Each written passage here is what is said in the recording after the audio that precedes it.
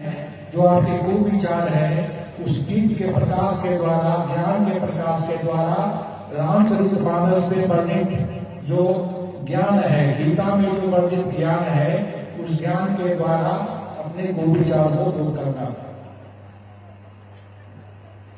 खासकर कुछ विलंब हो चुका है। दीप प्रज्वलन के बाद में हमारे बीच परम आदरणीय मानस मर्मज्ञ, गीता मर्मज्ञ, महापुराण मर्मज्ञ, सभी शास्त्रों के ज्ञाता श्री कौशिक चैतन्य महाराज ब्रह्मचारी कौशिक चैतन्य महाराज जी पधार चुके हैं और आपके सामने व्यासपीठ पर उपस्थित है। ताली के ध्वनि के साथ आपसे निवेदन है कि उनका स्वागत करें। उनकी प्रत्येक व्यक्ति को माला के साथ आकर स्वागत करना, थोड़ा सा समय की भी हम लोग को देखना है समय को। स्वामी जी का एक संक्षिप्त परिचय हम लोग यहाँ देंगे और प्रतिदिन जितने अधिक से अधिक संख्या में संभव हो आप स्वामी जी के अमृत वाणी से लाभ उठाने का जरूर प्रयास करेंगे। भारत में शायद ही कोई ऐसा तीर्थ स्थान होगा, तीर्थ स्थान तो हमारा भारत देश तीर्थ का ही देश है, लेकिन जो प्रमुख तीर्थ स्थान है शायद ही कोई ऐसा बचा होगा जहां पर स्वामी जी ने भ्रमण नहीं किया है।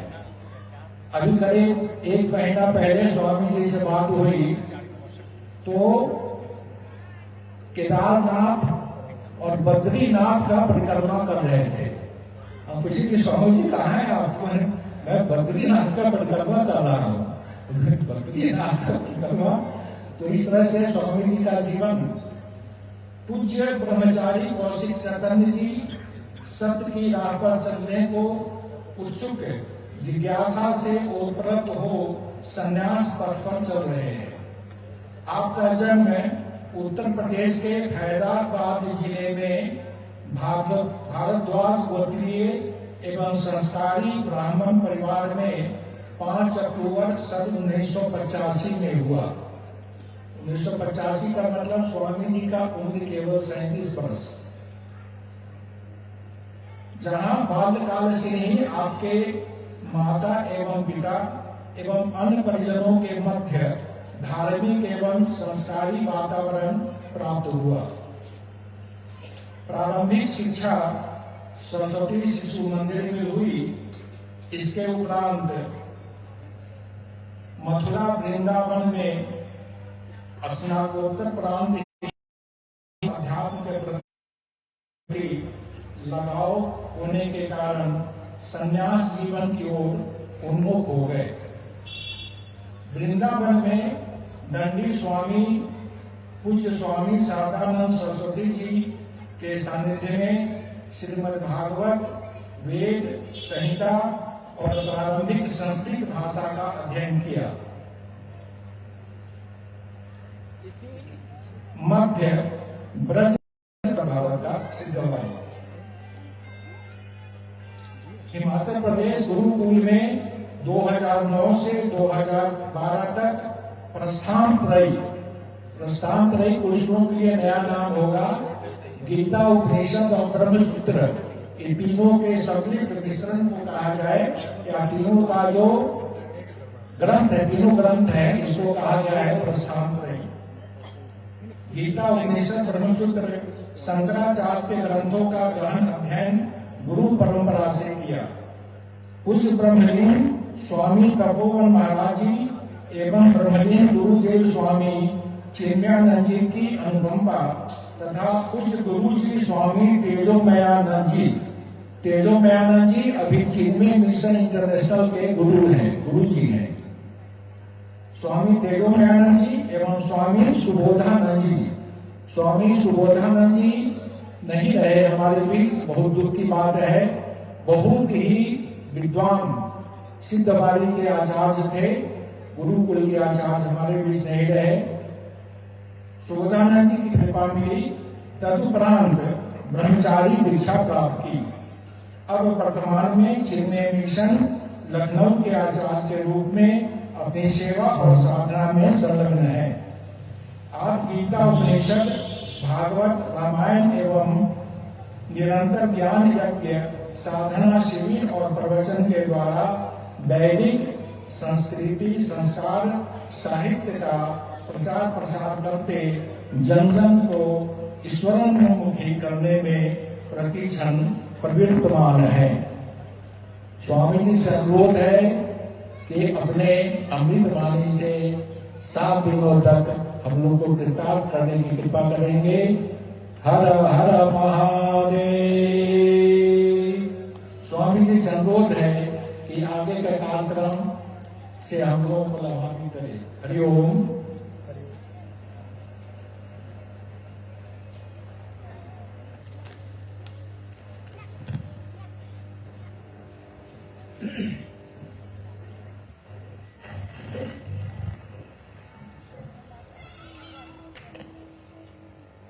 आवाज कहाँ की आ रही? खरखराट की आवाज आ रही है।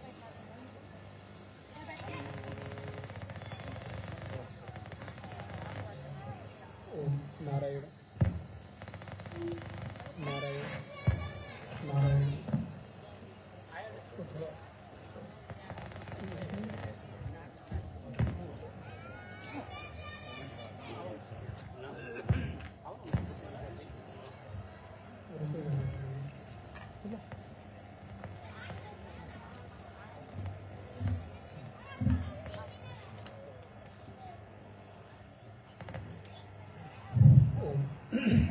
नारायण नारायण।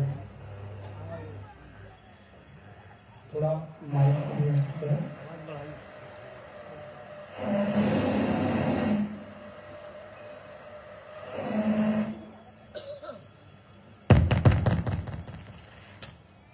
हरिओम।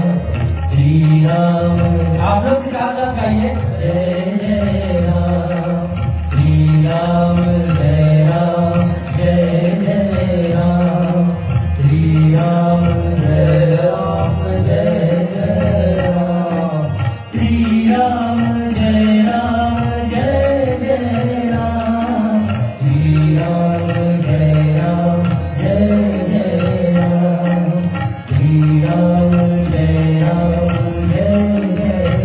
मीठी गालियों के साथ आप लोग भी गाइए। आप लोग इस भजन का आनंद लीजिए। जितना राम का गुणगान गुनगुनाइए आगे नहीं।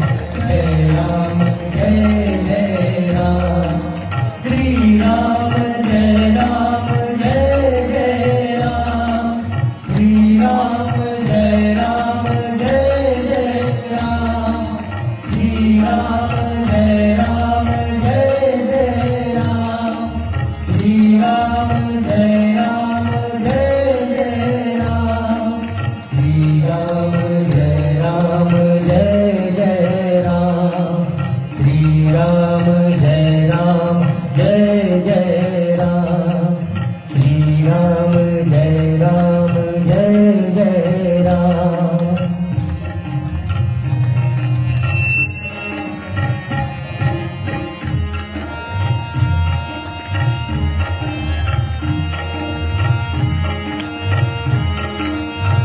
मीठी मीठी तालियों के साथ थोड़ा जोर से आप लोग भी गाएं, बैठे नहीं।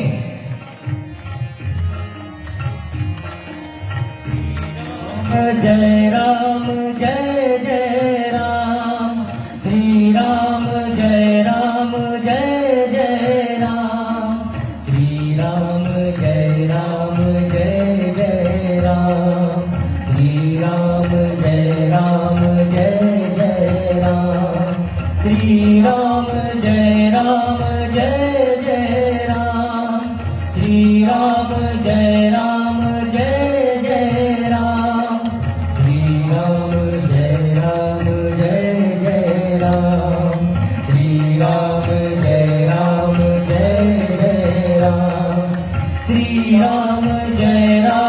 जय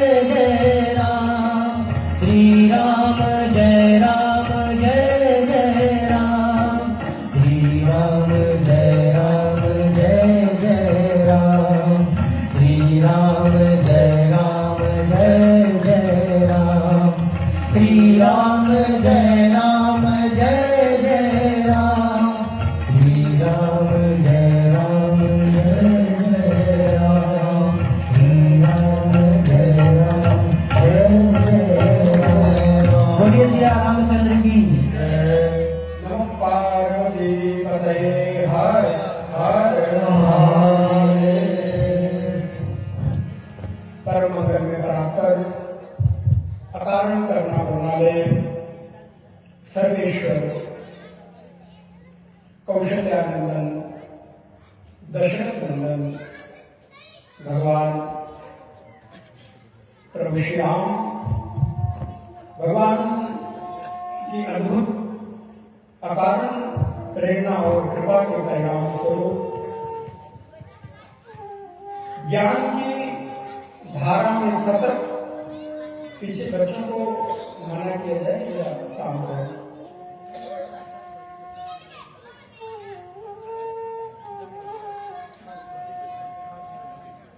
ज्ञान की सतत धारा में संलग्न चिन्ह मिशन पटना के तत्वावधान में 7 दिवसीय श्री रामचरितमानस ज्ञान यज्ञ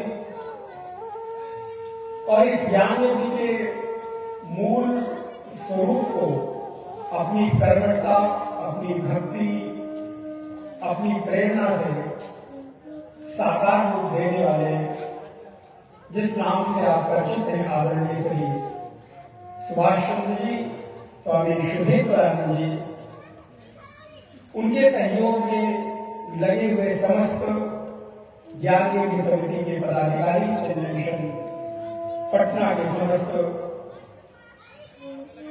ट्रस्टी और पदाधिकारी, समुपस्थित भक्तवृंद, माताओं, बहनों, भाइयों, मैं देख पा रहा हूं मेरे बड़े ही प्रिय पटना के बड़े ही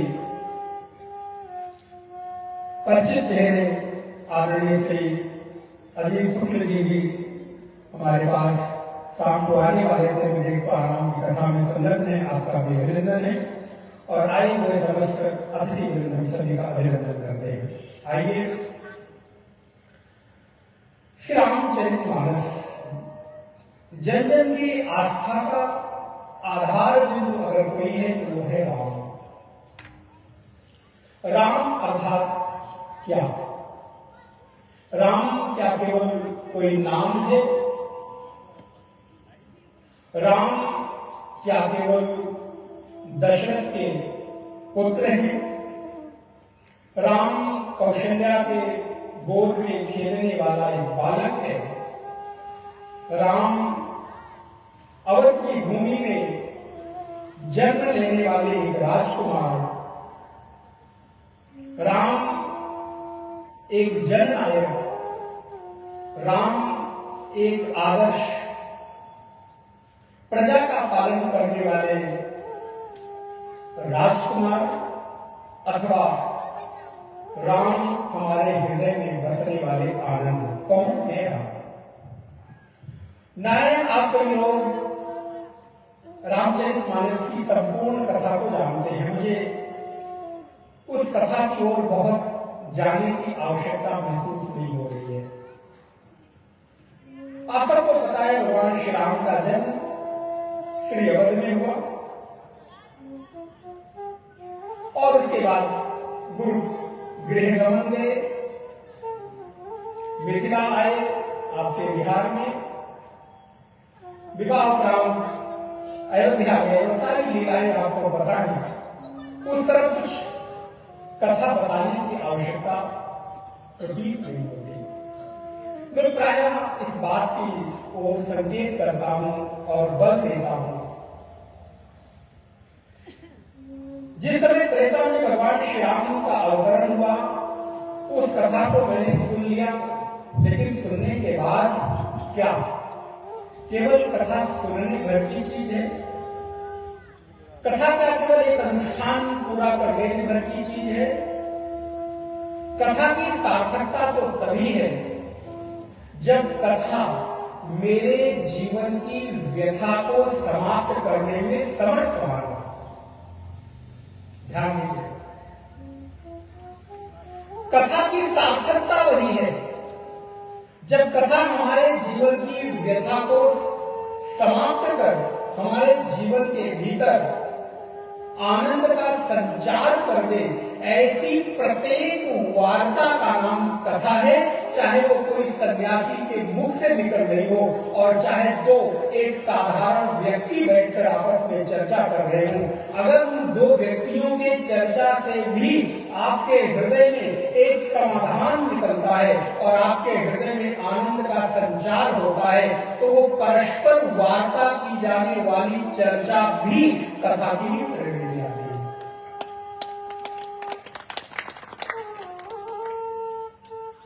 कथा का औचित्य है जो मेरे जीवन की व्यथा को समाप्त करे। और व्यथा कैसी?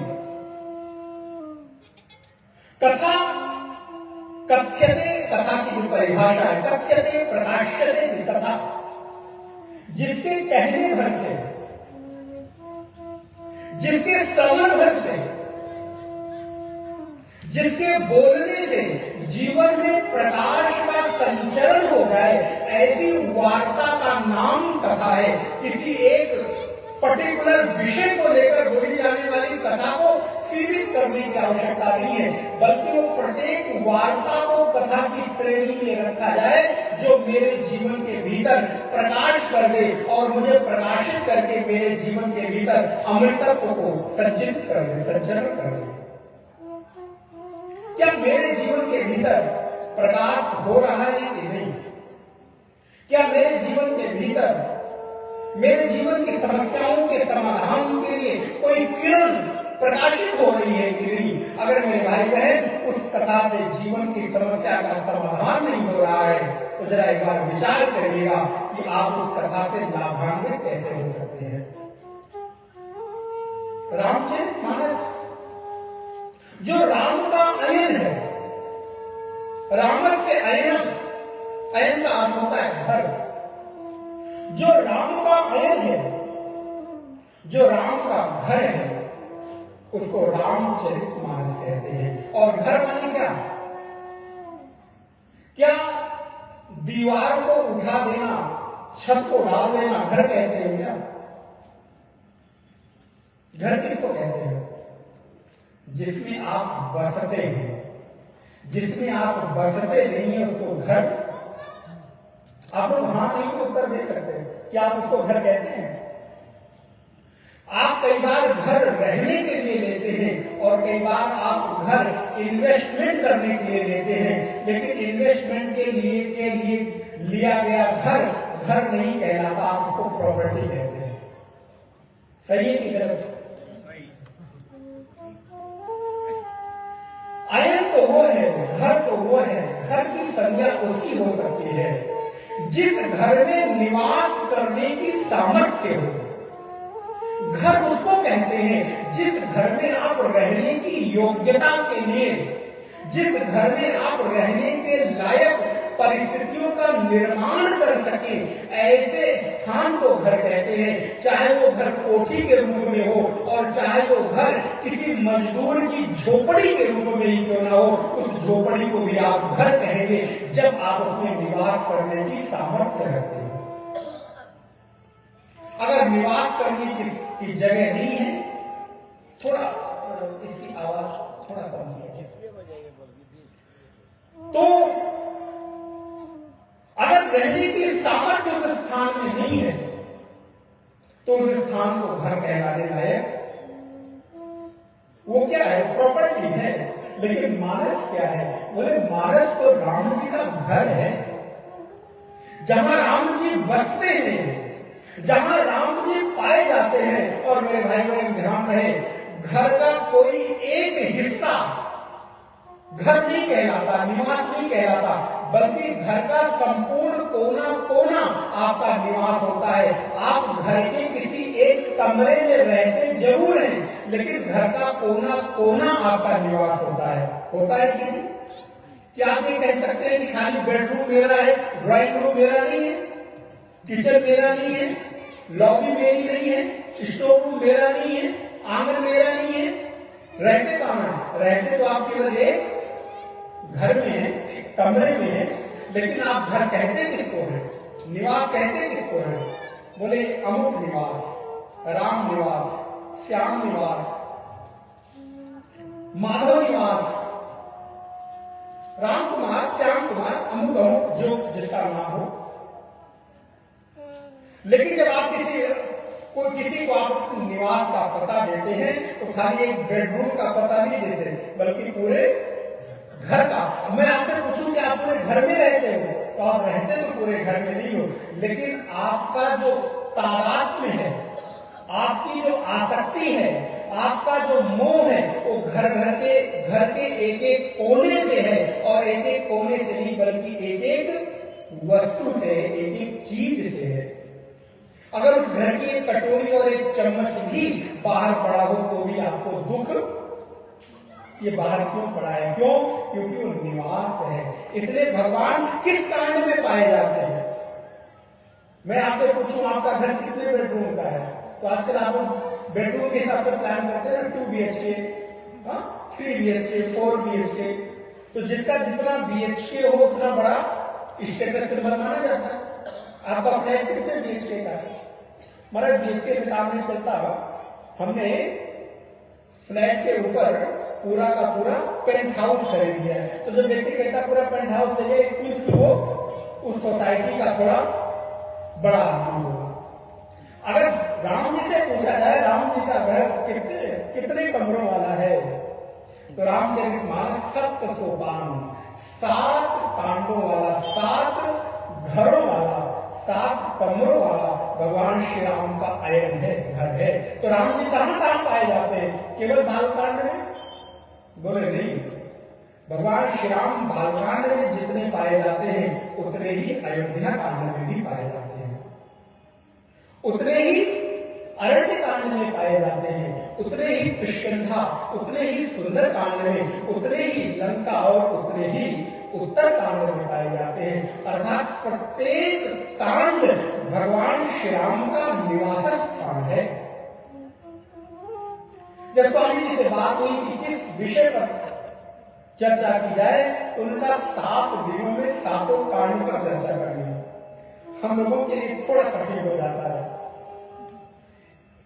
किसी एक विषय को लेकर 2-4 चौपाइयों को लेकर बात करनी हो तो समझ में भी आता है, लेकिन इतना बड़ा 7 सोपान,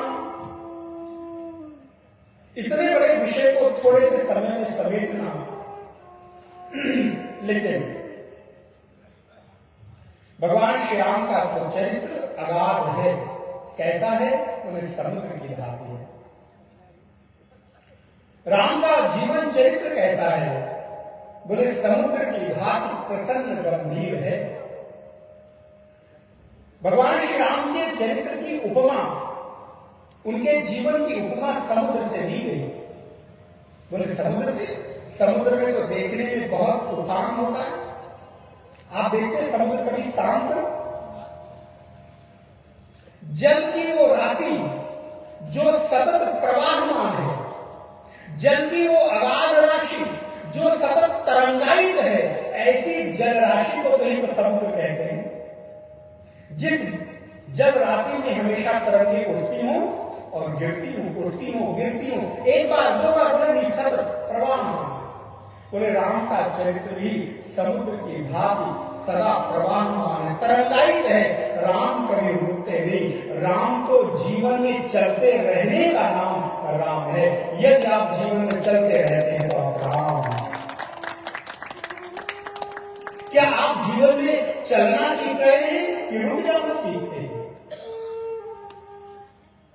अगर आपके जीवन में ठहराव आ गया, यदि आपके जीवन में किसी वस्तु, व्यक्ति, परिस्थिति को लेकर स्थिरता आ गई, तो जरा राम के चरित्र से अपने आप को जोड़ना।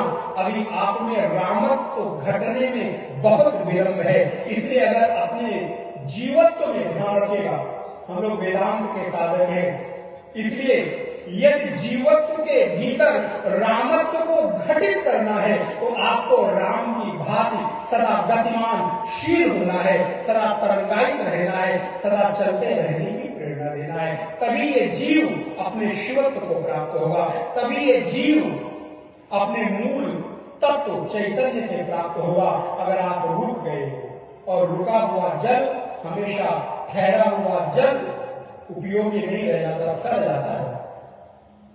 सरोवर का पानी अगर ठहर जाए तो पीने के लायक काई जम जाती है, मैल जम जाती है। सरोवर का जब ठहर जाता है तो थोड़े दिनों के बाद उसमें आपके घर के भीतर कोई पात्र हो, पानी की वर्षा हो और उस पात्र के भीतर जल भर जाए, 1 महीने आप ध्यान न दें तो वहां पर कीड़े, मच्छर, बदबू, दुर्गंध आने लगती है। क्यों? क्योंकि वो ठहर गया, रुक गया। इसलिए मेरे भाई बहन, रामचरितमानस आपको सतत चलना सिखाती है। आपके भीतर गतिशीलता बनी रहे, गतिमानता बनी रहे। इसलिए सप्त सोपान का ये रामचरितमानस जो राम जी के रहने का स्थान है, राम जी के निवास है, अर्थात 7 कमरों के 7 सुंदर सोपान से सुसज्जित भगवान श्री राम का अयन अर्थात महल है, जहां पे भगवान श्री राम सतत विराजमान है। अगर आपको बालकांड में न मिले तो अयोध्या में ढूंढ लेना। जैसे घर का मालिक अगर बेडरूम में नहीं मिलता तो नौकर चला जाता है पार्क में ढूंढने के लिए, घर के लॉन में। लॉन में अगर नहीं है तो सोचते होंगे कि स्टोर रूम में कुछ खोज रहे होंगे, स्टोर में नहीं होंगे तो किचन में जरा कुछ खोज रहे होंगे। तो आप घर के किसी न किसी कोने में मिल जाते हैं कि नहीं? वैसे ही भगवान श्री राम बाल रूप में न मिले तो युवा राम के रूप में खोजना। ध्यान दीजिएगा, मैं किसी दूसरी तरफ आपको लेकर चल रहा हूं। और युवा राम के रूप में न मिले तो नारायण तपस्वी राम के रूप में खोज लेना। मैं आज आपके सामने राम जी के 7 स्वरूप का परिचय रखने का प्रयास कर रहा हूं, क्योंकि 7 दिनों में 7 कांड की चर्चा करनी है तो कैसे की जाए। तो मैंने ये विचार किया कि संपूर्ण कथा तो कर पाना संभव, तो इससे बेहतर है कि प्रत्येक कांड को राम जी के एक व्यक्तित्व के साथ जोड़ दो और उस व्यक्तित्व पर चर्चा करो जो मेरे जीवन से संबंध रखता हो। हमारा और आपका जीवन भी इन 7 सोपानों से बना हुआ है। और राम का जो चरित्र है वो परिवार और समाज में मैं कैसे रहूं, इससे अनुपम उदाहरण और कोई हमको देखने को मिलता नहीं है।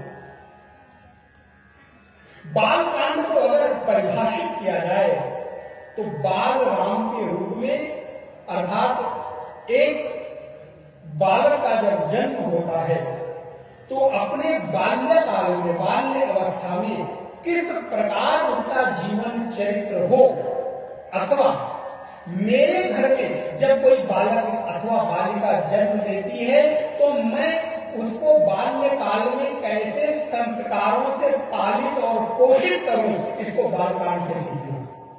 आज वर्तमान में बहुत महती आवश्यकता है कि मैं अपने बच्चों को राम के आदर्श के साथ जोड़ पाऊं, संस्कारों के साथ जोड़ पाऊं, क्योंकि राम का जो संस्कार है, राम का जो आदर्श है, वो बच्चों के भीतर किस तरह के आदर्श को स्थापित कर सके कि वो चलकर एक बार राजा राम उत्तरकांड अर्थात पूजित राम के रूप में समाज में प्रतिष्ठित हो सके। अच्छा ये बताओ, राजा राम केवल राम ही राजा बनना चाहते हैं कि आप और हम भी राजा बनना चाहते हैं? अच्छा बताओ, आप जितने लोग यहां बैठे, कौन ऐसा व्यक्ति जो राजा नहीं बनना चाहता? कोई ऐसा है? बताइए।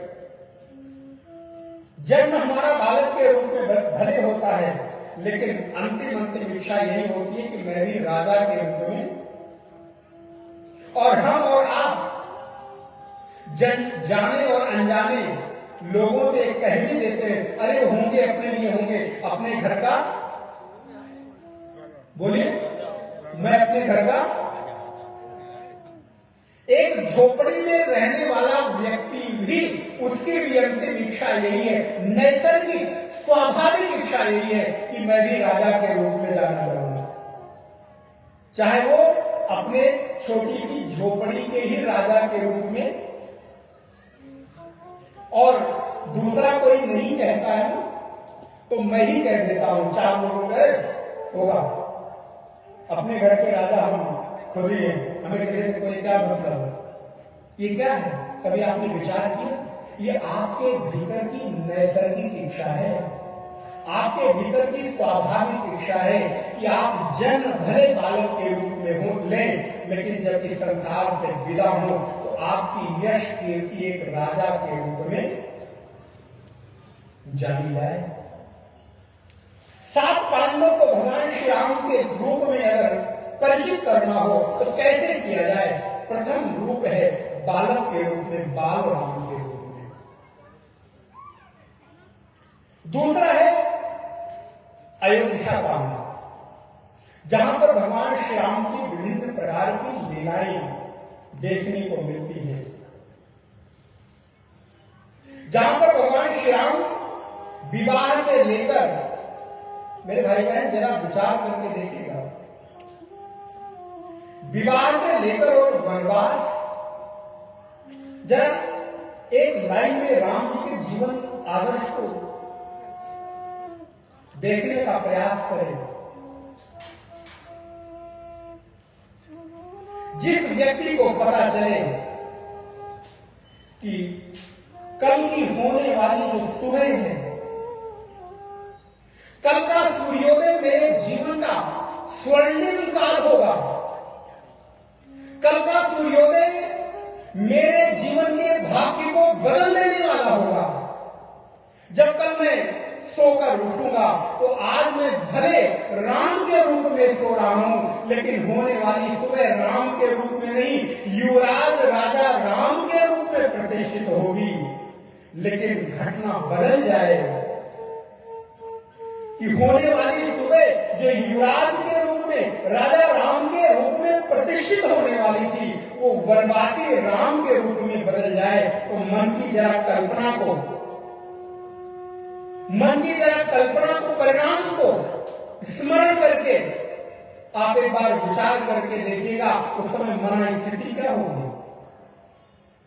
आपको पता हो कल सुबह आप निश्चित तौर पर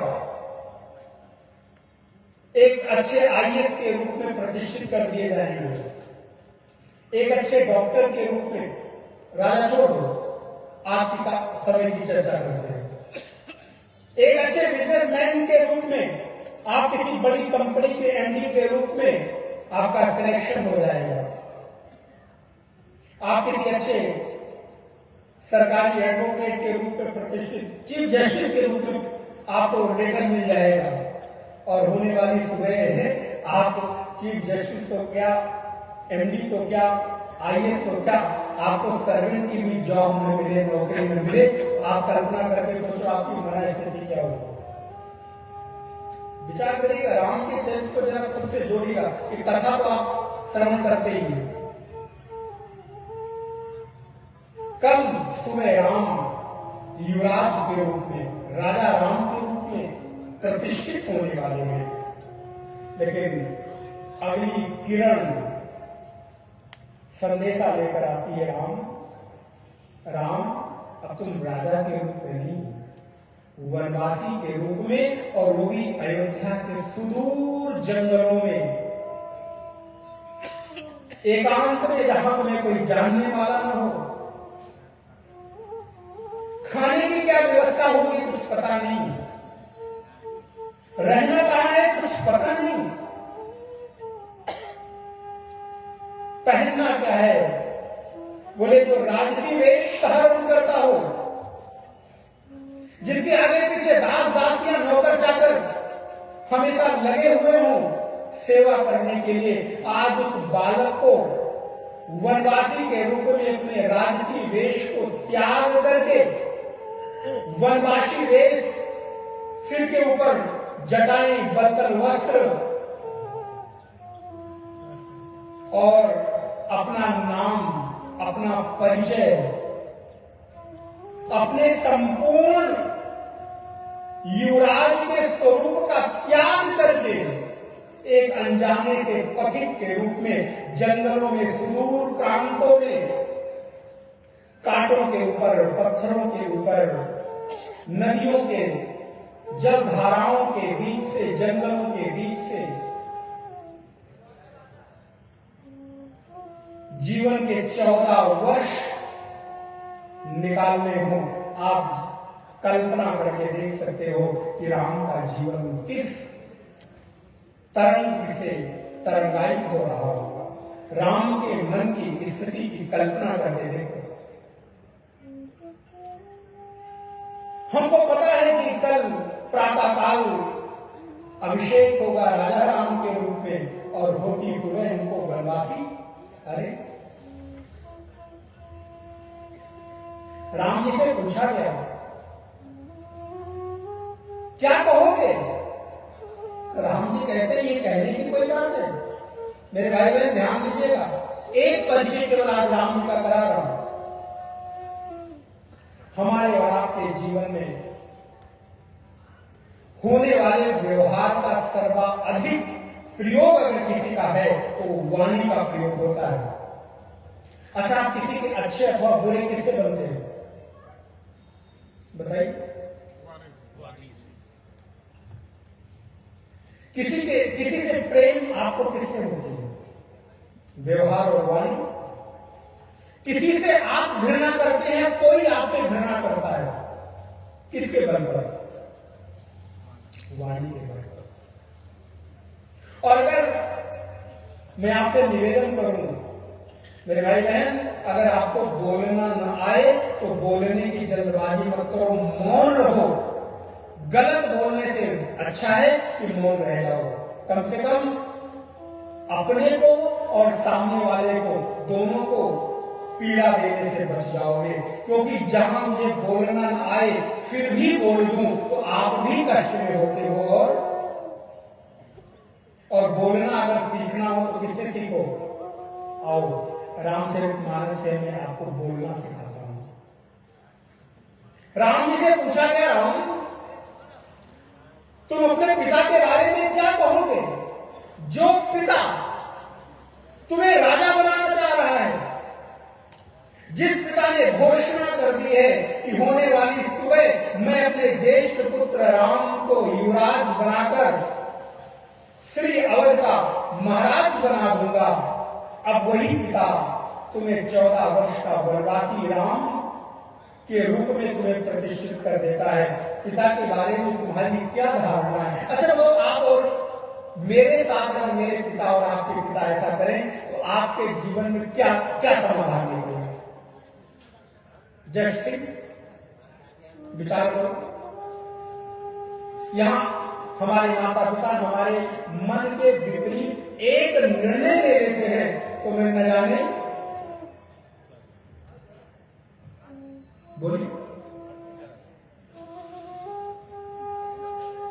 गाली से लेकर हाथ उठाने से लेकर, और अगर बस चले तो घर से खुद निकलने के बजाय, आज दुर्भाग्य है सनातन वैदिक धर्म का पालन करने वाले, जहां पर कुटुंब एक आदर्श के रूप में प्रतिष्ठित होता था, वहां ओल्ड एज होम, वहां पर अनाथालय, वहां पर वृद्धाश्रम की परिकल्पना तेजी से प्रत्येक शहरों में बढ़ती चली जा रही है। हम किस आदर्श की बात करते हैं?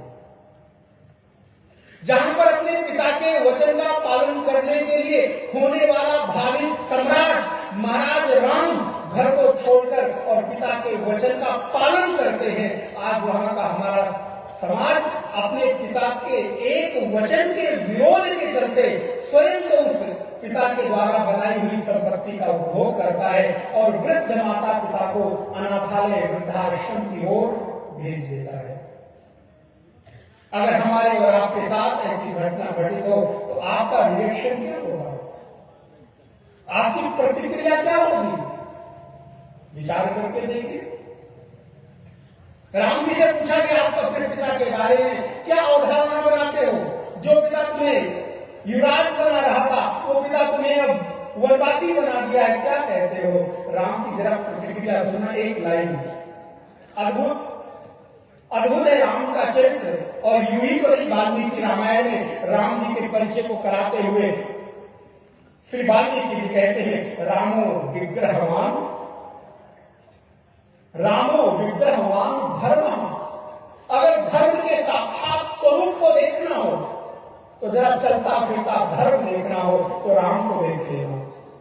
राम के चरित्र को देख लोगे धर्म दिख जाएगा, राम के स्वरूप को देख लोगे तो धर्म दिख जाएगा, राम की प्रतिक्रिया को देख लोगे तो समझ लेना धर्म अपने मुख से बोल रहा है। और ये जो वचन राम जी से जब पूछा गया कि परशुराम आपको तो युवराज बनना था, आप कहां वनवासी बनने चल पड़े, अपने पिता के बारे में क्या कहेंगे आप? नारायण राम जी बहुत सुंदर इस बात को गांठ बांध लेना। राम जी कहते हैं, मेरे पिता के बारे में, मेरे पिता जैसा उदार तो कोई है नहीं।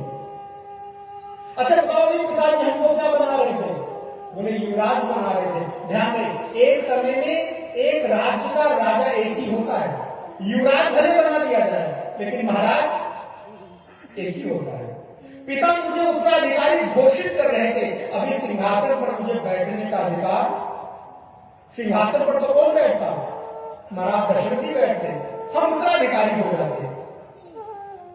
क्योंकि एक समय में एक ही सम्राट होता है, जंगल का राजा एक समय में एक ही होता है, किसी देश का राजा एक समय में एक ही होता है। होंगे बहुत सारे होंगे, भावी कोई होगा, प्रधानमंत्री एक ही है, भावी प्रधानमंत्री होने की हम न जाने किस किस की कल्पना कर रहे हैं, उत्तराधिकारी कौन होगा पता नहीं। तो पिता मुझे तो वहां युवराज बना रहे थे, लेकिन मालूम है मेरे पिता की उदारता देखो, उनको लगा राम युवराज बनने के लायक नहीं, राम तो महाराज बनने लायक है, लेकिन वो अपने सामने रहते रहते मुझे महाराज नहीं बना सकते थे। बोले फिर क्या किया? बोले अपने राज्य का युवराज न बनाकर अब पिता दीन मुहि कानन राजू, रामचरितमानस पिता दीन मुहि कानन राजू। अरे अयोध्या का तो केवल युवराज बना रहे थे, मुझे वनवासी बनाकर, मुझे तपस्वी बनाकर, मुझे जंगल भेजकर पिता ने मुझे जंगल का महाराज बना दिया। इससे बड़ी मेरे पिता दशरथ की उदारता और क्या होगी? अगर बोलना सीखना हो मेरे भाई बहन तो राम से प्रतिक्रिया करना सीखिए। यहां तो मैं केवल उत्तराधिकारी कहलाता, लेकिन अब जंगल का मैं मारा पिता दीन मोहि कानन। अच्छा, हमारी आपकी ऐसी परिस्थिति में प्रतिक्रिया क्या होती, हमको मत बताइएगा, अपने मन ही में विचार कर लीजिएगा। अगर आपके पिता के द्वारा, आपके परिवार के द्वारा ऐसी परिस्थिति आ जाए तो जरा आपकी, आपके पिता के बारे में अवधारणा क्या होगी। सीखना है तो राम से जीवन चरित्र सीखा जाए, सीखना है तो राम से जीवन जीना सीखा जाए। राम का जीवन चरित्र एक आदर्श पुत्र के रूप में है। नोट करिएगा, राम का जीवन आदर्श पिता के रूप में है, आज्ञाकारी पुत्र के रूप में, आदर्श पिता के रूप में, आदर्श पति के रूप में, आदर्श महाराज के रूप में, और राम से बेहतर आदर्श भाई कोई नहीं हो सकता। राम से बेहतर जीवन में आदर्श पति कोई नहीं हो सकता। बोले महाराज इस विषय पर भी बड़ा संदेह है, चर्चा करें विरोध करें। राम से बेहतर आदर्श राजा कोई नहीं हो सकता। जीवन के जितने भी आइडियल्स हो सकते हैं, जीवन के जितने भी आदर्श हो सकते हैं, उस प्रत्येक आदर्श को राम के भीतर कल्पना करके देख लो, राम बिल्कुल आपके पैमाने पर खड़े उतरेंगे। इसलिए गोस्वामी तुलसीदास जी लिखते हैं, मैं रामचरितमानस लिखने जा रहा हूं, लेकिन मेरी मति तो है नहीं लिखने के लायक।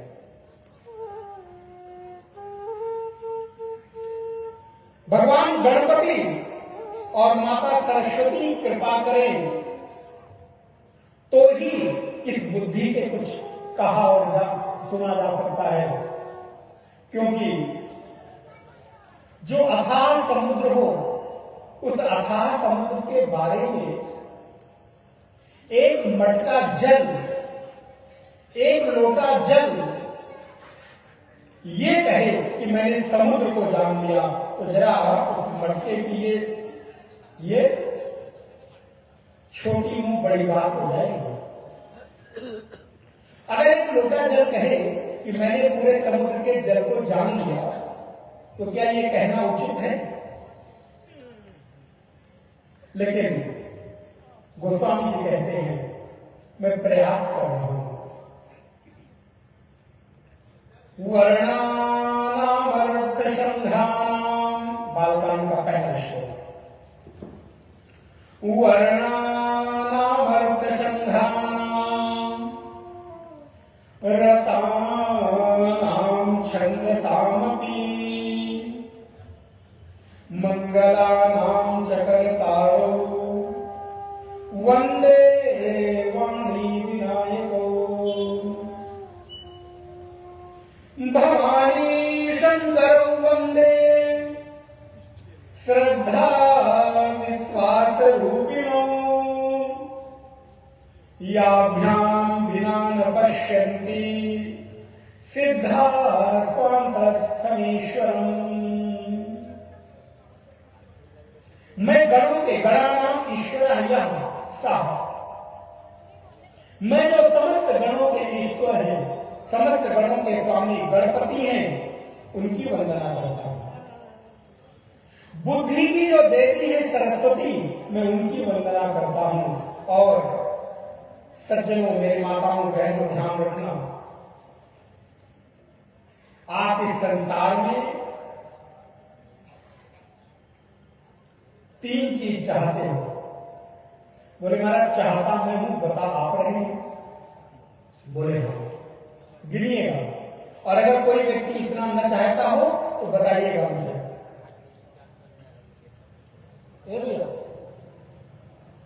अनुशासन, अनुशासन, सत्संग में अनुशासित रहना चाहिए। श्री सच्चिदानंद भगवान की। जोर से बोलो। एक महात्मा के बारे में कहते थे, ऐसी बोलो जय मालूम पड़े कोई है। आप लोग ऐसी जय बोल रहे हैं कि पता ही नहीं चल रहा है कि आप यहाँ बैठे। सियावर रामचंद्र भगवान की जय। पवन सुत हनुमान की जय। नमः पार्वती पतये हर हर महादेव। हमारे और आपके जीवन की 3 मूलभूत स्वाभाविक मांग है। सबसे पहली चीज तो है कि मैं हमेशा रहना चाहता हूं। अच्छा ये बताओ, कौन ऐसा व्यक्ति है जो हमेशा नहीं रहना चाहता? सुबह से लेकर शाम तक आपके जीवन के 16 से 18 घंटे इसी में बीतते हैं कि आप हमेशा, अगर 6-8 घंटे की नींद न लेनी हो तो मुझे लगता है वो भी उसी में बीत जाए।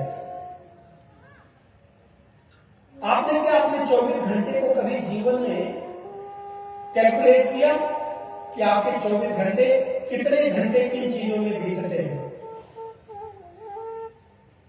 विचार करिए। ज्यादा से ज्यादा आपका समय, मैं बताऊं किसको मिलता है? केवल इस शरीर को बचाए रखने के लिए, एक लाइन में। और अगर आप न सहमत हो तो जरा बाद में मिलकर चर्चा कर लीजिएगा। इस शरीर को एक प्रकारे स्वस्थ रखना है।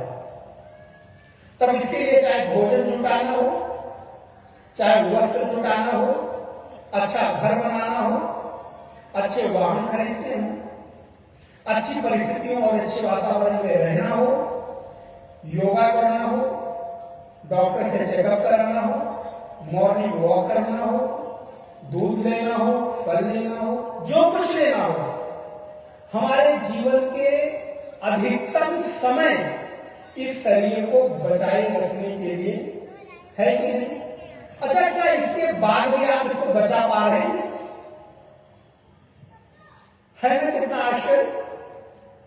जिसके लिए जीवन के इतने घंटे हम रोज दे रहे हैं, उसके बाद भी इसको बचा। सुबह 4 बजे, 5 बजे, 6 बजे, जितने बजे भी आप उठते हैं, और रात को 10, 11, 12 बजे जितने बजे भी आप सोते हैं, इतने घंटों के बीच मैक्सिमम टाइम शरीर कैसे बचा रहे इसकी चिंता है। तो सबसे पहली हमारी जीवन की मांग है कि मैं बचा रहूं। अच्छा, दूसरी मांग क्या है? दूसरी आपकी जरूरत है कि मैं हमेशा बचा रहूं। जस्ट थिंक, विचार करिएगा। आप केवल कथा सुनने नहीं बैठे, थोड़ा विचार करने में बैठे, क्योंकि ये जरा वेदांत का सत्र है। खाली यहां सुनने मत बैठिएगा, बुद्धि पर थोड़ा जोर भी डालिएगा। कथाएं तो आप बहुत सुनते रहते हैं। जीवन के सूत्र को भी जरा सुनने का प्रयास किया जाए। मैं बचा रहूं और मैं हमेशा बचा रहूं, क्या आपकी ये मांग है कि नहीं? अच्छा, मैं स्वस्थ रहूं एक दिन कि पूरे जीवन? यह आपकी स्वाभाविक मांग है कि नहीं? अच्छा, तीसरी आपकी मांग क्या है? मैं रहूं तो, बचा तो रहूं, हमेशा बचा रहूं, लेकिन दुखी होकर रहूं। बोले महाराज ये क्या बात करते हैं? सारा उपक्रम तो इसीलिए कि मैं सुखपूर्वक रहूं। तो आपके जीवन की तीसरी मांग क्या है? मैं रहूं, हमेशा रहूं, लेकिन सुखी रहूं, आनंद पूर्वक, सुख पूर्वक रहूं। और आपके जीवन की एक और मांग है, और वो है मुझे लोग जाने। अच्छा ये बताइए, फोटो खींचते समय सबसे पहले हम आगे आकर क्यों खड़े हो जाते हैं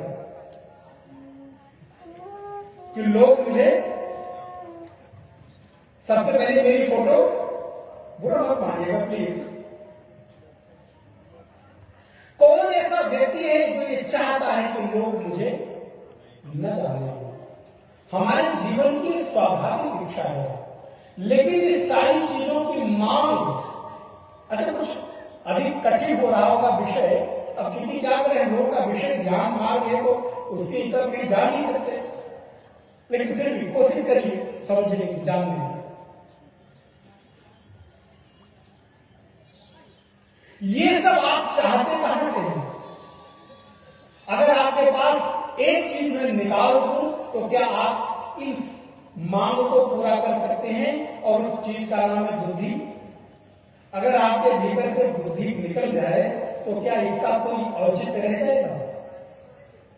सड़कों पर घूमने वाला एक जो विक्षिप्त पागल व्यक्ति है, उसको कोई चिंता नहीं कि वो नदी नाले में लौट रहा है कि सड़क के किनारे है, फुटपाथ पे है कि मच्छर खा रहे हैं। मेरे कमरे में एक मच्छर आ जाए तो नींद, लेकिन एक व्यक्ति है जो नाले के किनारे लेटा हुआ है, इतने मच्छर काट रहे हैं, उसको कोई फर्क क्यों?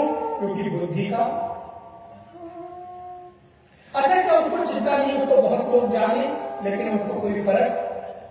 जानो तो न जानो, गाली दे दो और चाहे माला पहना दो, उसके लिए कोई फर्क? ले जाकर उसको रोटी खिला दो तो भी अच्छी बात है, और अगर वो आपसे रोटी मांगता है तो उसको गाली देकर और डांट कर भगा दो तो भी ठीक है। हमारे जीवन की समग्र चेष्टा, मेरे जीवन का समग्र व्यवहार बुद्धि के इर्द गिर्द घूमता रहता है। इसलिए गोस्वामी जी कहते हैं, मैं राम जी के अगाध जीवन चरित्र को लिखने जा रहा हूं, इसलिए हे मां सरस्वती, मेरी बुद्धि को जरा तीव्र कर दो, तीक्ष्ण कर दो, मेरी बुद्धि के भीतर अपनी कृपा का प्रसाद डाल दो, जिससे राम के चरित्र के लेखन में कोई त्रुटि और कोई दोष न आने पाए। इसलिए आपको बुद्धि की जरूरत है कि राम के चरित्र को सुनकर संभाल पाए। इसलिए जब आप बैठते हैं तो हम और आप भगवान को स्मरण करते हैं कि हे प्रभु, भगवान का चरित्र, उनकी लीला अद्भुत है, उसको सुनने में कोई त्रुटि न होने पाए।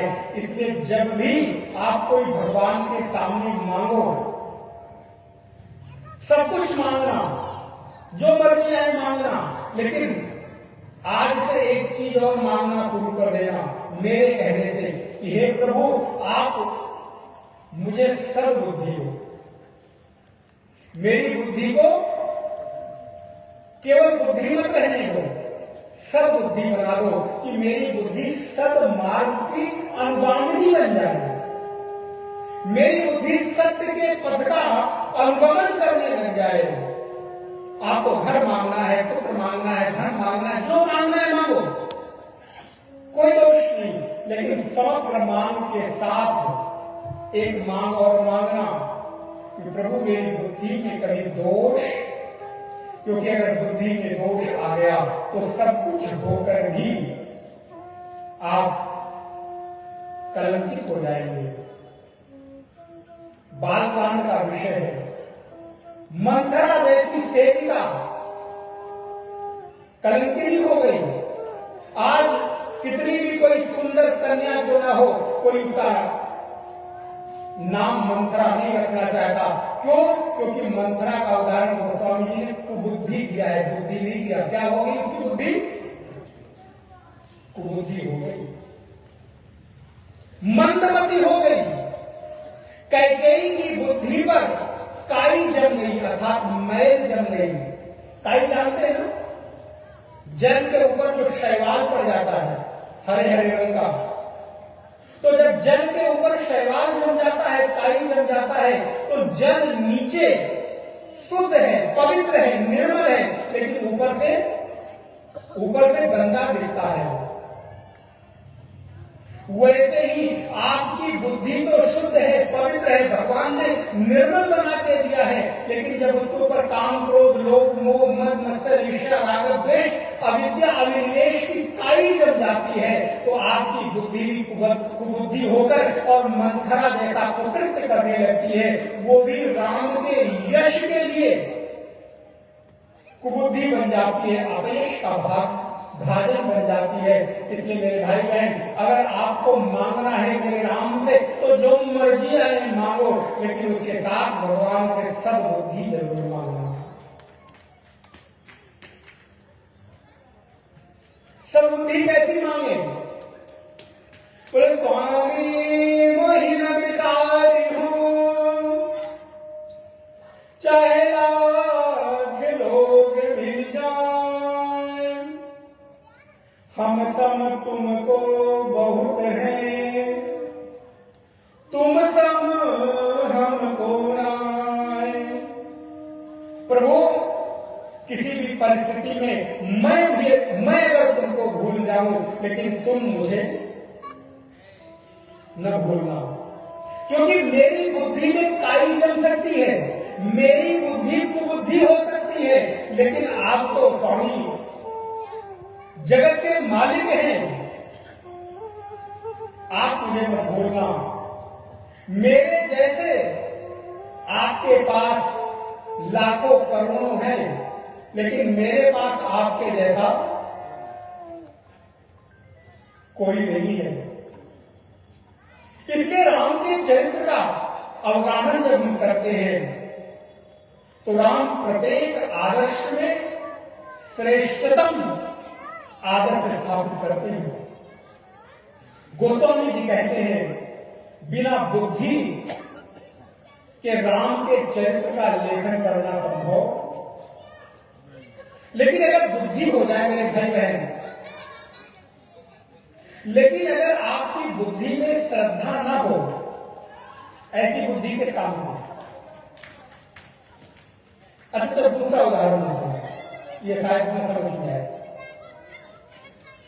आपके घर में कभी कभी भगवान न करे कोई ऐसा पुत्र, कोई ऐसी कन्या अथवा कोई ऐसी बहू आ जाती है जो आपके परिवार के संस्कार और संस्कृति के विपरीत जाने लगती है, तो आप क्या कहते हो? भगवान, इससे अच्छा तो बेटा पूरा करो, आगे बोलो, न दिया होता तो ही अच्छा था। भागवत की छोटी सी कथा है। एक ब्राह्मण है जिसका नाम है आत्मदेव, पुत्र के वियोग में रोता है। क्यों? क्योंकि घर में गाय बांझ हो जाती है, गाय बछड़ा जन्म नहीं देती। पेड़ लगाता हूं, पेड़ सूख जाता है, पेड़ फलवान नहीं होता। एक दिन आत्महत्या करने के विचार से जंगल में गया, एक संत मिले। संत ने कहा, क्या हो गया? बोले, आत्महत्या करने जा रहा हूं। क्यों? बोले, मैं पुत्र वियोग में अपयश का भागी बन रहा हूं। सारे लोग कहते हैं इस व्यक्ति का मुंह देखना भी पाप है, क्योंकि इसके कोई संतान।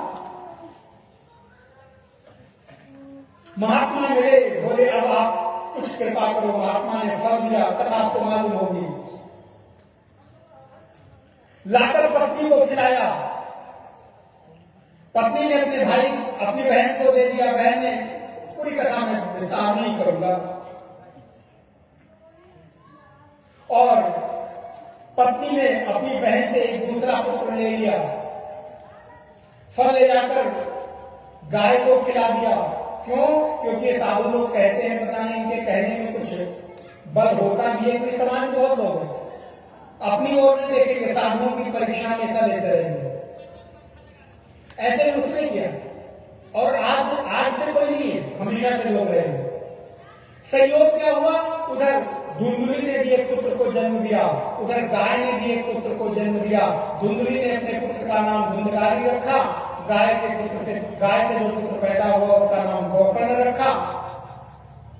परिणाम हुआ कि धुंधकारी म्लेच्छ हो गया, कुबुद्धि हो गया, मारपीट करने लग गया। आत्मदेव को उस संत की बात याद आई। मेरे भाई बहन ध्यान रखना, कोई गुरु, कोई संत जीवन में उस समय याद आते हैं जब आपके जीवन में विपरीत परिस्थिति आती है तो उनकी बातें याद आती है। कई बार हमारे और आपके बीच गुरु, संत, महापुरुष रहते हैं, लेकिन हम उनकी महिमा को समझ नहीं पाते।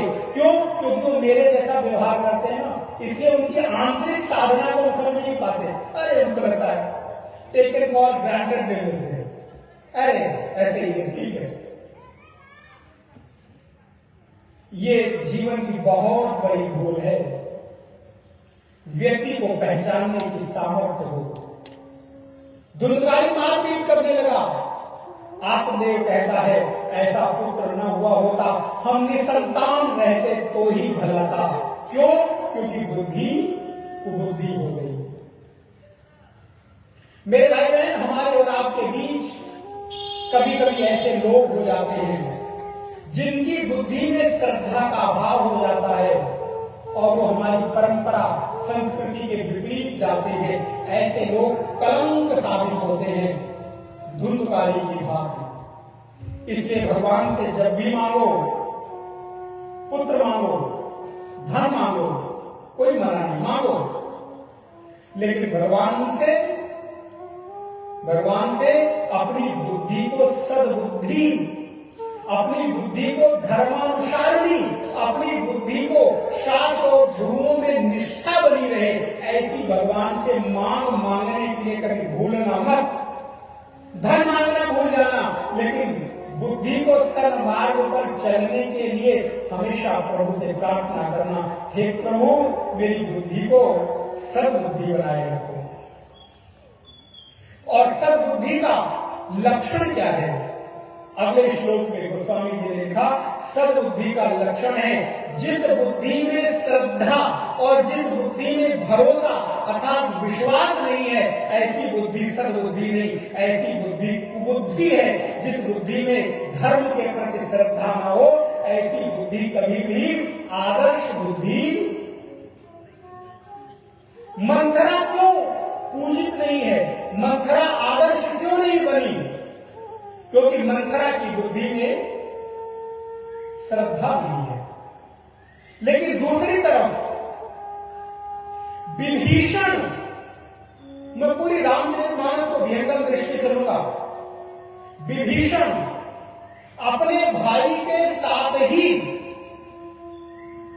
कहीं न कहीं भरोसे को तोड़ता है, लेकिन उसके बाद भी विभीषण भक्त के साथ आज पूजित हो रहा है। राम उसको राजा के रूप में प्रतिष्ठित करते हैं। और जब विभीषण भगवान राम से मिलने आया तो भगवान विभीषण कहकर नहीं, सुंदरकांड में भगवान कहते हैं, कहलंकेश सहित परिवारा कुशल, कहा लंकेश सहित परिवारा। विभीषण को देखकर, राम विभीषण को देखकर विभीषण नहीं कहते, लंकेश कहते हैं। क्यों?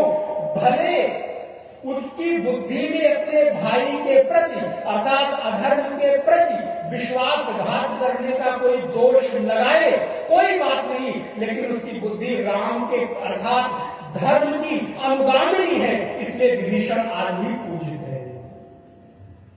क्यों? क्योंकि राम के प्रति, धर्म के प्रति विभीषण हमेशा निष्ठ है। उसकी बुद्धि में कभी दोष नहीं आया। इसलिए मेरे भाई बहन, भगवान से जब भी मांगना तो श्रद्धा और भरोसे को दृढ़ करने के लिए गोस्वामी जी कहते हैं, भवानी शंकरो वंदे श्रद्धा विश्वास रूपिणो। क्यों? क्योंकि जीवन में श्रद्धा के बिना कुछ भी मिलता नहीं है। अच्छा, आज आपको जो कुछ मिला है, जहां भी आप हैं, वो आपकी श्रद्धा का ही परिणाम है। मेरे भाई बहन ध्यान रखिएगा, श्रद्धा केवल धर्म के लिए नहीं होती, जीवन के प्रत्येक पग को, जीवन के प्रत्येक कदम को बढ़ाने के लिए आपको श्रद्धा और विश्वास की जरूरत है। कोई व्यक्ति कहता मैं नास्तिक हूं, भगवान को नहीं मानता, मैं कहता हूं तुम नास्तिक हो ही नहीं सकते। ध्यान दीजिएगा, इस विश्व में कोई व्यक्ति नास्तिक होने की घोषणा करता है तो सबसे बड़ा भोगी है, क्योंकि संसार में कोई व्यक्ति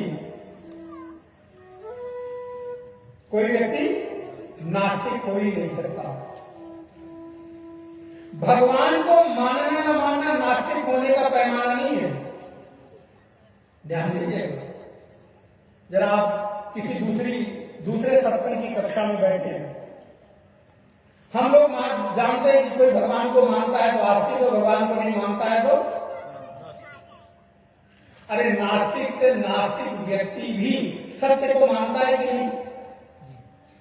और नास्तिक व्यक्ति से बड़ा सत्यवादी कोई नहीं होता, ये ध्यान रखना। नास्तिक व्यक्ति से बड़ा सिद्धांतवादी कोई नहीं होता। कई बार आप विचार करके देखिएगा उसके जीवन को, पास से देखिएगा तो उसका जीवन बहुत अनुशासित होता है, नियमबद्ध रहता है, पंक्चुअल रहता है। वो जीवन की यथार्थ में भरोसा करता है, और इस भरोसे का नाम, इस विश्वास का ही नाम तो आस्तिकता है। अच्छा, कोई व्यक्ति सत्य को मानता है कि नहीं, इससे निश्चित होता है कि वो आस्तिक है कि अथवा नास्तिक है। इसलिए भवानी शंकरो वंदे श्रद्धा विश्वास रूपिणों, इस जीवन में धर्म के लिए नहीं, आपके अपने व्यवहारिक जीवन को जीने के लिए भी श्रद्धा और विश्वास की जरूरत है। इतना ही नहीं, आप जिस कुर्सी पर बैठे हो, इस कुर्सी पर बैठने के लिए भी आपको श्रद्धा और भरोसे की जरूरत है। कथा सुनने की बात नहीं, कथा सुनने के लिए श्रद्धा तो चाहिए, ना हो कोई बात नहीं, लेकिन अगर आपके पास भरोसा ना हो कि ये कुर्सी मेरा वजन थाम पाएगी नहीं थाम पाएगी, आप ऐसे बैठ सकते हो नहीं। लेकिन आपको ये भरोसा, आपको ये विश्वास है कि मैं जिस कुर्सी पर बैठ रहा हूं, ये कुर्सी मजबूत है, मेरा वजन संभाल लेगी। अच्छा, भरोसा ही है कि आपको कुर्सी पर श्रद्धा भी है। ध्यान देना मेरे माता बहनों, पीछे वाले लोग भी, आपका भी उतना ही अटेंशन चाहिए। जब आपको कुर्सी पर भरोसा हो गया, विश्वास हो गया कि ये कुर्सी मेरा वजन थाम लेगी, तो क्या इस कुर्सी पर आपकी श्रद्धा हुई कि नहीं हुई? विचार करिए। बिना श्रद्धा के आप इस कुर्सी पर बैठ, क्योंकि आपको भरोसा है।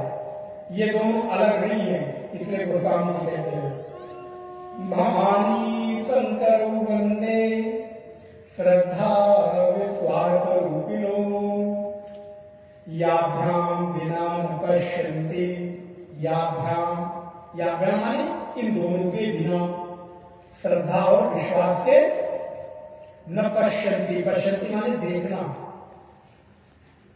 याभ्याम बिना न पश्यन्ति सिद्धाः स्वान्ताः समीश्वरम्, अपने हृदय में स्थित परमात्मा को श्रद्धा और भरोसे के नयन के बिना, नेत्र के बिना कोई देख नहीं सकता।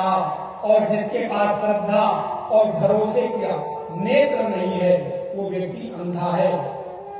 इस आंख से देखने वाले को ही खाली देखने वाला नहीं कहते, जिसके पास ज्ञान रूपी नेत्र नहीं है, वो इस संसार का अंधा व्यक्ति है। गीता में वासुदेव कृष्ण कहते हैं, अर्जुन नई ज्ञानेन सदृशम, गीता नई ज्ञानेन सदृशम पवित्रम यह विद्यते, ज्ञान के बिना इस संसार में कोई व्यक्ति कभी पवित्र नहीं हो सकता। अगर आपको पवित्र होना है तो ज्ञान का आलंबन लेना ही होगा। अर्थात इस संसार में ज्ञान से पवित्र वस्तु और कोई है, क्योंकि किसी भी परिस्थिति में ज्ञान कभी अपवित्र मैला नहीं होता। बूढ़े हो जाओ, ज्ञान बूढ़ा नहीं होता। रोगी हो जाओ, ज्ञान रोगी नहीं होता। अंधे हो जाओ, लेकिन ज्ञान अंधा। अंधे व्यक्ति को भी ज्ञान का आलंबन होता है, इसलिए वो ज्ञान के प्रकाश से देखता है।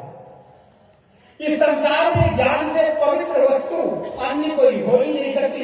नहीं विद्यते ज्ञानेन सदृशम पवित्रम ये विद्यते।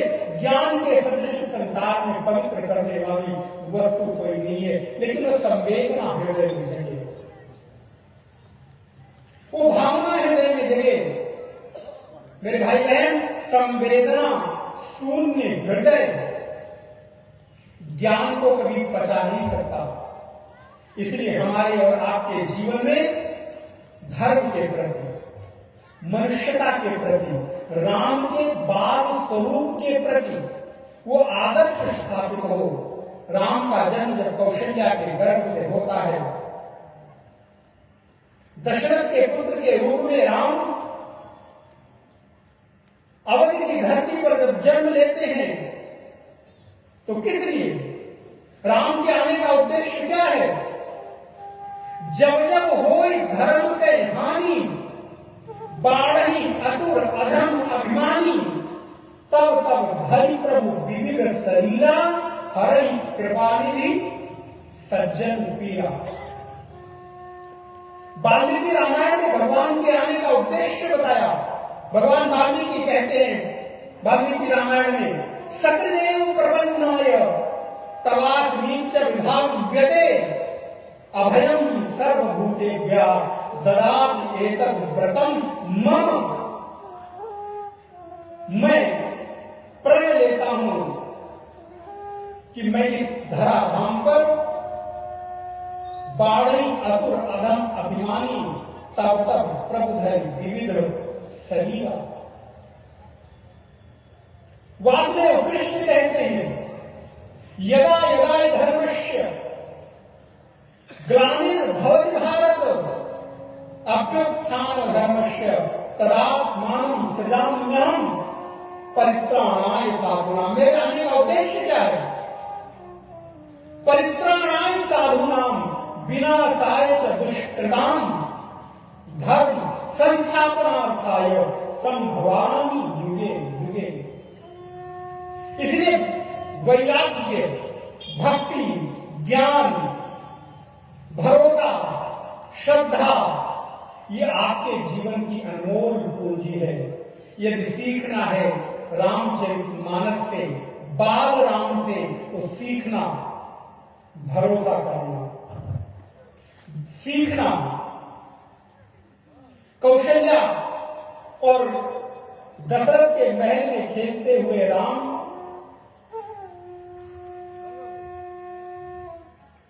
आंगन में ढोलते हुए राम उस पात्र में भरा हुआ दूध और चावल जब खा रहे हैं तो नारायण वो बाल लीला देखता हुआ एक महाराज अपने जीवन के समग्र दुखों को भूल जाता है। यह है बाल राम की लीला। हमारे और आपके जीवन में भी जब बच्चे की जैसी सुलभता आ जाए, समय हो रहा है मैं पूरा करता हूं, बच्चे की जैसी जब निर्मलता आ जाए, पवित्रता आ जाए, उदारता आ जाए, बालक कितना उदार होता है। प्यार से अगर उसको गोद में उठा लो और उसके हाथ में हीरा भी हो ना तो भी वो दे देता है, भैया हमको दे दो। बच्चा हाथ में टॉफी पकड़ा है, उसको एक दूसरी टॉफी दो, उसके हाथ से टॉफी। उस बालक को जब पुचकारो, लाड प्यार करो, उस बालक के हाथ में कितनी भी महंगी से महंगी वस्तु क्यों ना हो, लेकिन वो आपको दे देगा। ये क्या है? ये बालक की उदारता ही तो है। सीखना है बालक से तो सुलभता सीखो, निर्मलता सीखो, पवित्रता सीखो, और मेरे भाई बहन मुस्कान सीखो। हर परिस्थिति में बालक के उस मुख पर हास्य स्मित रहता है। माता पिता कितने भी परेशान क्यों ना हो, लेकिन बालक की उस सुलभ मुस्कान को देखकर, मधुर मुस्कान को देखकर अपने दुख को, आप भी जीवन की कठिन से कठिन परिस्थितियों में मुस्कुराना न भूलना। जीवन की विषम से विषम परिस्थितियों में सहजता मत भूलना। कितने बड़े भी हो जाना, लेकिन अपने आप को लोगों के लिए सर्वसुलभ होने से कभी मत वंचित रखना। ये बात राम के जीवन का आदर्श है। बालक कितना निष्कपट है, निष्कलंक है।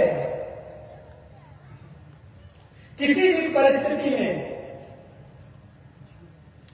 वो बालक प्रत्येक व्यक्ति के साथ घुल मिल जाता है। एक सूत्र देकर मैं आज की कथा को विश्राम देता हूं। क्या आपके भीतर घुलने मिलने की सामर्थ्य है कि आप, मैं कुछ हूं, आई एम समथिंग स्पेशल, मेरी आइडेंटिटी कुछ तो अलग है। ये जो हो, अपनी आइडेंटिटी के प्रति हम इतने ईगो से भरे रहते हैं। और मेरे भाई बहन ध्यान रखना, ईगो का मतलब होता है ईगो, ये ज्यादा दिन रहने वाला। यहां पर ईगो कंस का नहीं रहा, रावण का नहीं रहा, तो किसका रहने वाला है? इसलिए रामचरितमानस के बाल कांड से बालक की तरह सबके साथ घुल मिल जाने का आदत सीख लीजिएगा। सुलभता रहे, अहंकार न्यून हो। मैं कुछ हूं, मैं क्या हूं। एक बड़ी सुंदर पंक्ति किसी ने कही,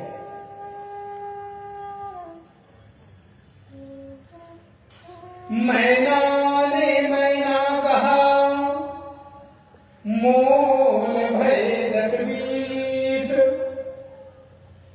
मैना ने मैना कहा, मोल भय 10-20।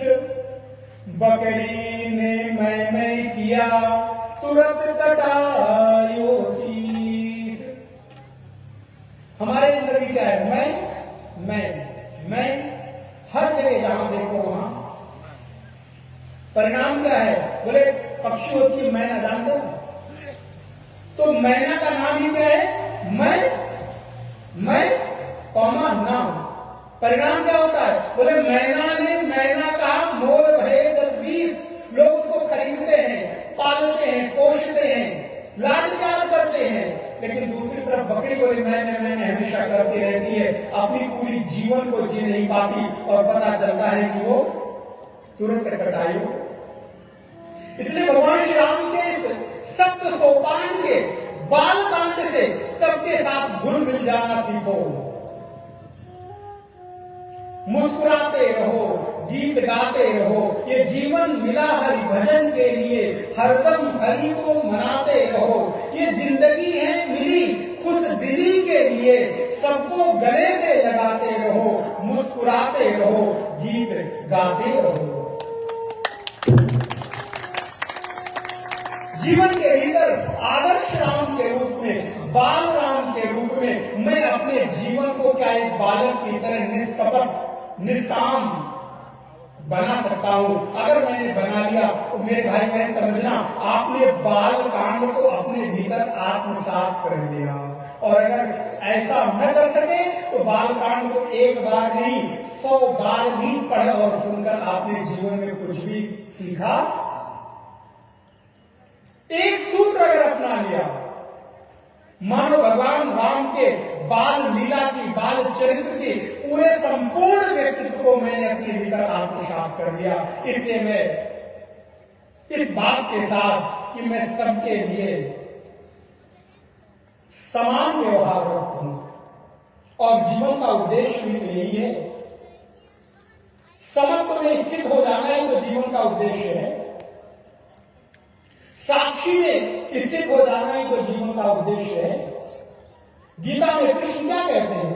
अनपेक्षा सुचिर दक्षः उदासीनो गतव्यथः सर्वारंभ परित्यागी यो मद भक्तः समित प्रियः समासक्तौ च मित्रे च तथा मानापमानयोः शीतोष्ण सुख दुःखेषु समसंग विवर्जितः।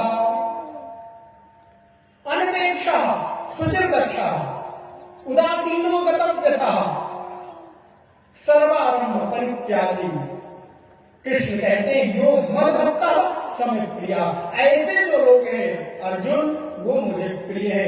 यदि राम का प्रिय बनना है इस मानस के ज्ञान यज्ञ से, तो अपने आप में भीतर निष्कामता, निष्कपटता, औदार्य, प्रेम, कोमलता, पवित्रता, निर्मलता, श्रेष्ठता और उत्कृष्टता के उच्चतम पैमाने पर प्रतिष्ठित करना है मेरे भाई बहन।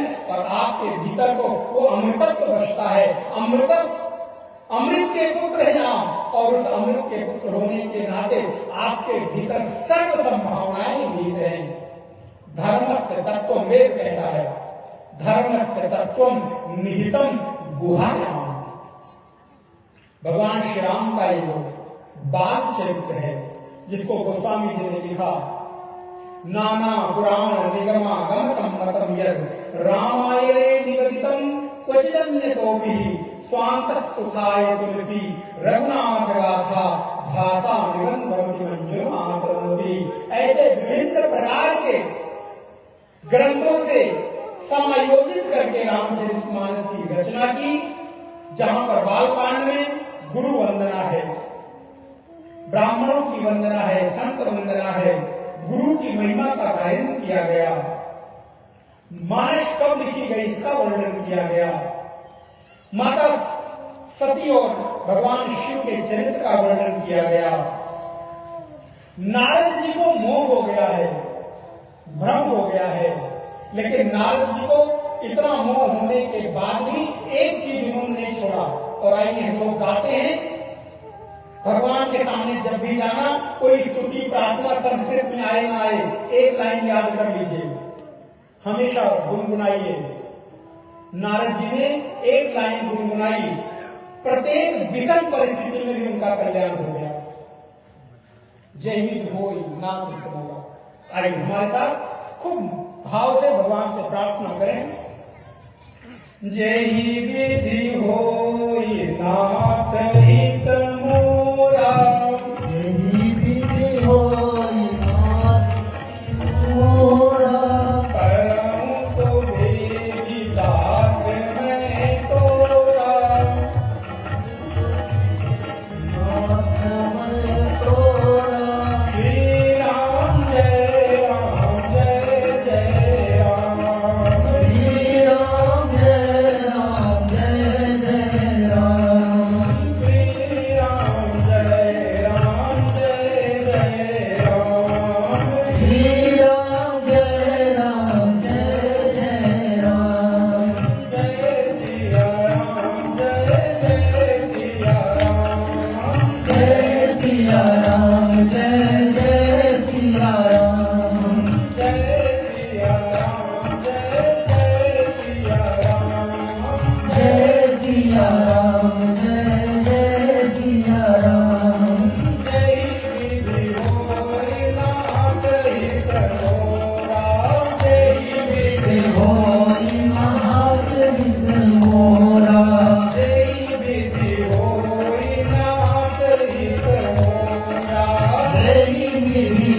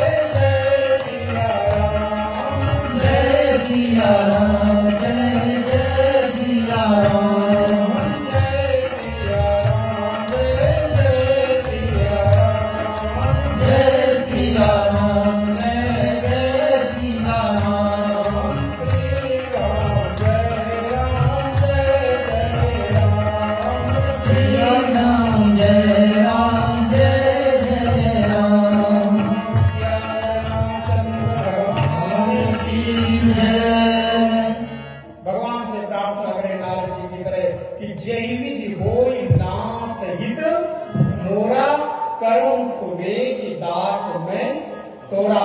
बाल कांड का ये सूत्र जीवन में धारण करके आज के सत्संग को भी विश्राम देते हैं। कल पुनः हम लोग अयोध्या कांड में कुछ भाग को देखने का प्रयास करेंगे।